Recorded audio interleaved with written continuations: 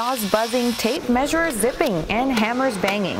Not your average classroom sounds. But in the Career and Technical Education Center, that's exactly what you'll find in the Construction Technology Academy.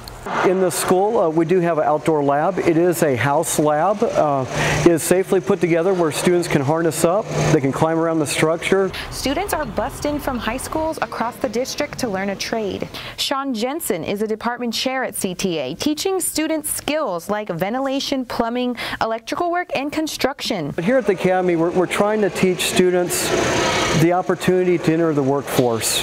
We want these students to be able to replace our aging workforce. Right now, the average construction worker is in their 50s. In my years of teaching construction, I've had probably 20 students who have majored in the construction science field who are currently project managers, superintendents for large commercial construction companies. I have former students who are commercial architects. Some are already using what they've learned at home, like Madison High School junior Jodeci. We took a course on pickaxe, using a pickaxe last week, and I had to tear down my fence because it started to lean.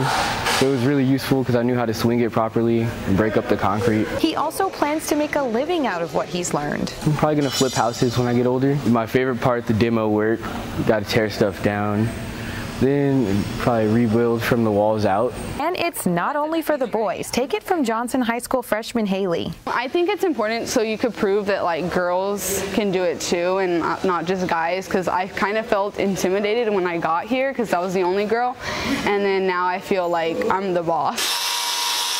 The next generation of bosses Jensen hopes will thrive in the workforce. At the age of 21, I was running a $500,000 job, several of them. And during this process, my hands failed and I simply just could not do the work. I became disabled as a carpenter. I wanted to spread my joy of carpentry. I wanted to spread my joy of building things that I learned from my shop teacher in high school. And I wanted to give it to these kids. And throughout the years, it's been a joy seeing these kids pick it up and just have the want and the desire to learn the craft. Discover the NEISD way, lifting students to success through hands-on experience and training.